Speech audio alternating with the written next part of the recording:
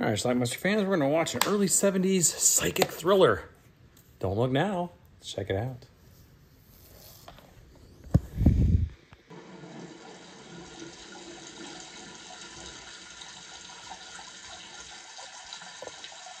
The movie starts with a little girl named Christine. She's playing down by the river.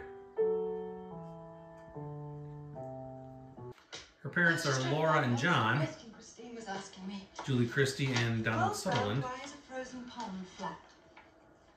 Unfortunately, Christie drowned.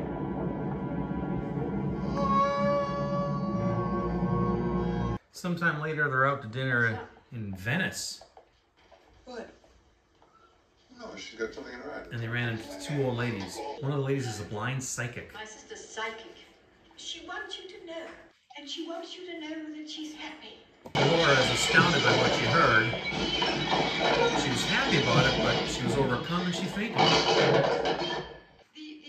There's one who's blind. She's the one that can see. She's the one who had the second sight. And she's blind. She described to me Christine's red plastic man. I'm kind to animals and John. Anyway, the reason they're in Venice is because John has a job restoring some old church. The two of them have a pretty lengthy, risque love scene, which I can't show you. So one night they're out and they're kind of wandering the streets of Venice and they got lost. Oh, A scream is heard, and then John catches a glimpse of a small person in a red coat that looks just like... Laura decides to meet with those two older ladies, the sisters, one who's a psychic. Silky soft, and she toasted as she laughed. Did she die suddenly? Heather, you've no right to. No, I really wouldn't mind talking about it, actually. They want a seance. He thinks she's nuts. She's trying to get in touch with us. Maybe to forgive. Nonetheless, the seance goes forward.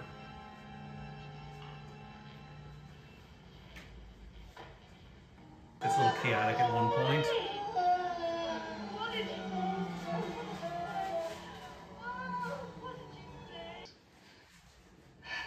She said that your life is in danger while you're in Venice. She kept on and on and on. So John's life is apparently in danger. I really think we have to leave Venice. It was a warning. It was Christine. She was trying to warn us. They then get a call that their son, back in England, has been in an accident of some sort. So Laura decides to go off to be with the son, who's going to be okay. He's going to stay behind to work. He has an accident. He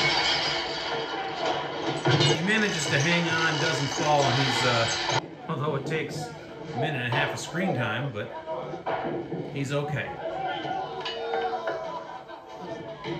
And then something strange happened. John is out and about, and he sees Laura on a boat with the two old ladies. He reports to the police. One of them, the blind, claimed to have seen Christine, our dead daughter.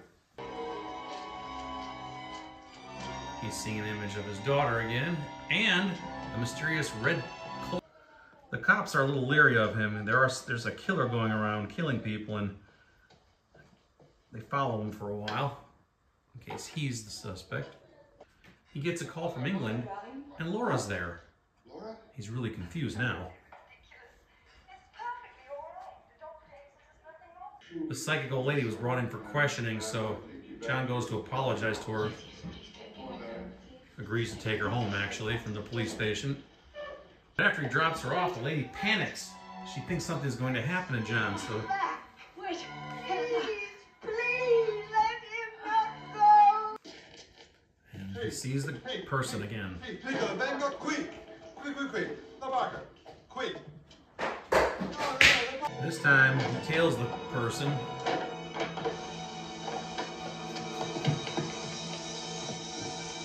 And corners him. It's okay. It's okay. I have a friend. It's not Christine. With a cleaver. We then learn that a lot of the things that he was experiencing and seeing were actually visions of the future, and his death. All right, let's talk about this movie, Don't Look Now, which was filmed in Venice, Italy, 1973, stars Julie Christie and Donald Sutherland. They are a couple, Laura and, crap, I forgot his name already. Doesn't say. So anyway, the couple, their little girl, Christina, drowns, and then some time passes and they're still mourning. He gets a job in Venice restoring some church or something like that.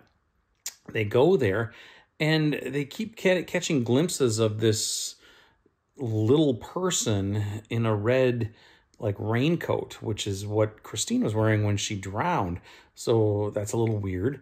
And then they meet these two sisters, these older ladies. One of them is a psychic. She's blind. And Julie Christie, the wife, buys into all of this. And she said, you know, I've seen your daughter. She's okay. She's happy, blah, blah, blah. This changes her entire mood. But there's also this like sense of foreboding, like something's going on. And what's this red cloaked figure running around the streets of Venice? Well, there's some murders going on as well, apparently. Anyway, they get a call that their son was in an accident. He's in England. So she flies back to be with him. He stays behind and continues working. At one point, though, he seems to see his wife. She's supposed to be back in England, but she sees her on this boat. It's like a funeral gondola type of thing with the two ladies, the two old ladies.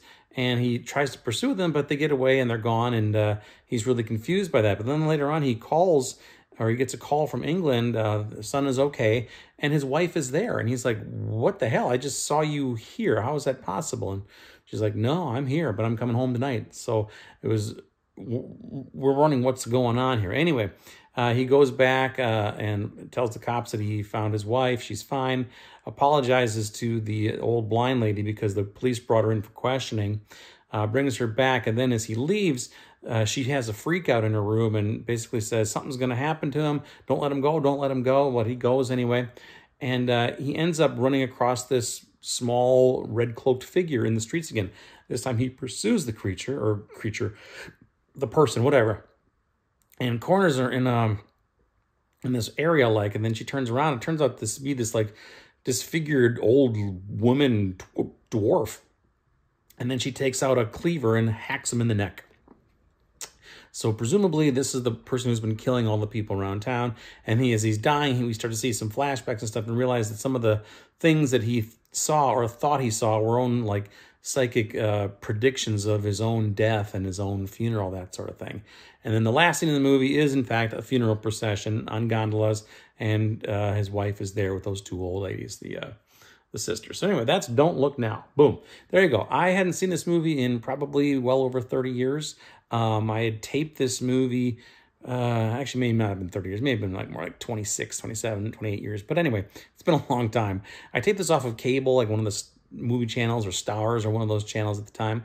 Watched it and didn't really remember anything about it until I watched it again today. I've had this DVD for probably well over 20 years. I just never watched it until today. So there you go.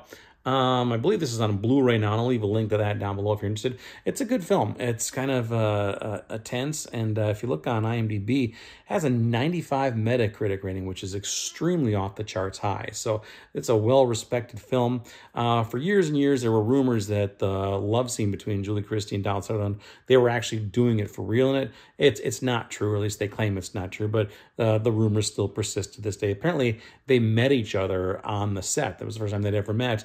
And the director decided to film that scene first because it was going to be awkward and they didn't know each other. So let's just film that and get it out of the way, and then the rest will be cake. And that's what happened. Don't Look Now. Check it out. Leave some comments. Click the link down below if you want to buy it. And let me know what you think about it. Don't Look Now. Watch it. Bye.